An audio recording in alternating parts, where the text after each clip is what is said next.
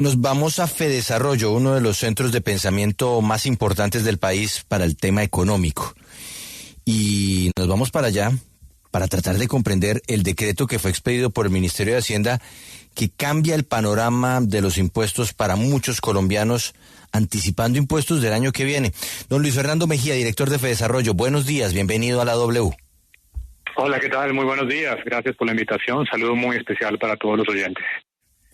Bueno, profesor Mejía, ¿en qué o cómo se puede explicar de una manera sencilla la manera en que este decreto le cambia la cara a la forma en que se pagan los impuestos este año para los colombianos? Sí, tal vez primero expliquemos qué es esto de la retención en la fuente para el impuesto de renta. Simplemente un pago anticipado que se hace de esa obligación tributaria.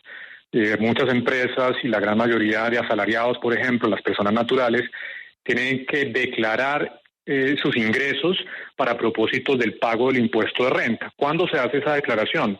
Luego de que termina el año corriente. Entonces, en el 2026, las empresas y las personas declaran cuáles fueron sus ingresos durante el año gravable 2025 y con base en las tarifas, pues pagan el correspondiente impuesto de renta. Para evitar que todo el pago de ese impuesto se haga en el año en donde está, digamos, esa obligación, lo que ha planeado el legislador desde hace mucho tiempo, no es nuevo, las retenciones existen hace ya varias décadas, es que parte de ese impuesto se pague de forma anticipada. Es una especie como de pago por cuotas que se hace a lo largo del año para evitar que haya un pago muy grande en el año en donde se debe pagar la obligación. Entonces, eso existe hace mucho tiempo.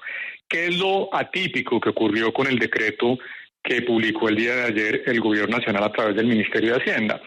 Que hubo un aumento inesperado de esas tarifas de retención, lo que implicará que las empresas y personas que ya habían planeado cuánto debían destinar para el pago de esas retenciones, que no es otra cosa que un pago anticipado de impuestos, ahora va a aumentar sustancialmente.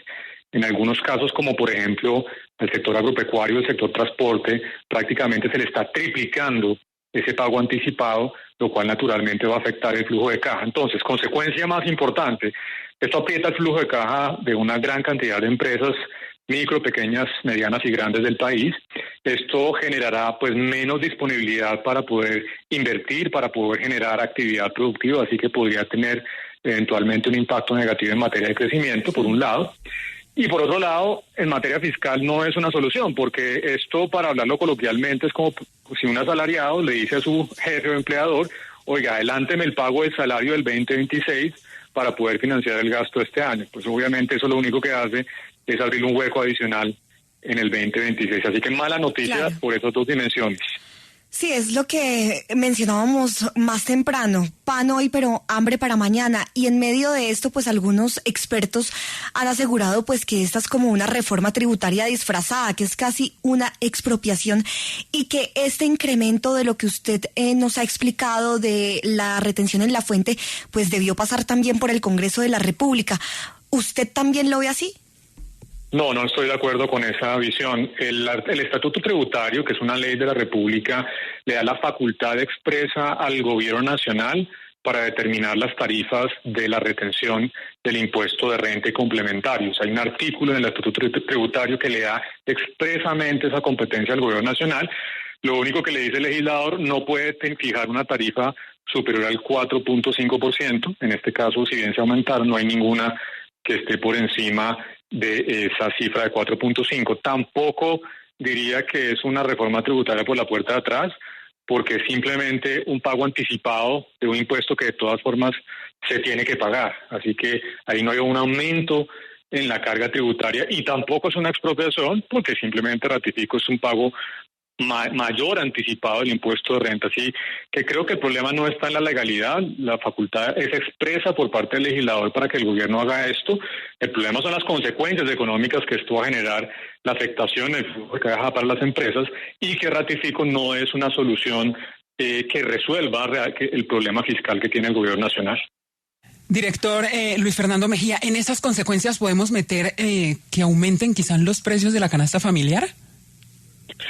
Pues algo podría pasar en ese sentido, porque pensemos un poquito en el flujo de caja de una empresa.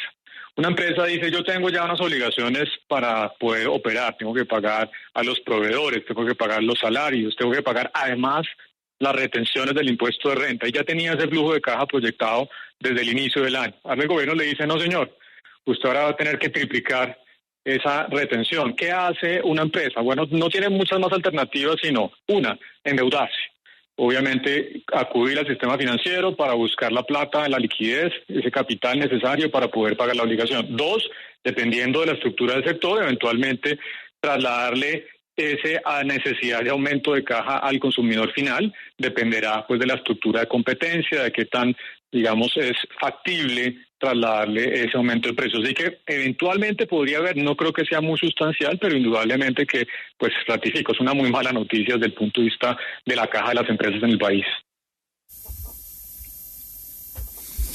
Pero ¿hasta qué punto, doctor Mejía, un empresario puede decir, es que la caja no me da, yo no puedo hacer esto, no me vaya a sancionar, o hay una obligatoriedad de hacer este pago anticipado? Sí, esto es obligatorio. Aquí realmente no hay ninguna salida. De nuevo ratifico, esto es una facultad expresa que le da el legislador al gobierno nacional. El gobierno tiene la capacidad legal a través de un acto administrativo de fijar esas tarifas de retención, y quienes no cumpla con ese pago, pues naturalmente estará sujeto a las sanciones que determine la ley y pues la reglamentación que hace la DIAN en ese sentido. Así que aquí no hay salida, y por eso pues las consecuencias negativas, como tendrán que hacerse, pues por supuesto lo que va a pasar es que las empresas van a dedicar un menor flujo de caja para lo que requiere la economía, que es invertir y generar, digamos, valor agregado y crecimiento en el país. Director de FEDesarrollo, Luis Fernando Mejía, muchas gracias por estar en la W. Buen día. Bueno, gusto como siempre, un saludo muy especial para todos. Feliz día.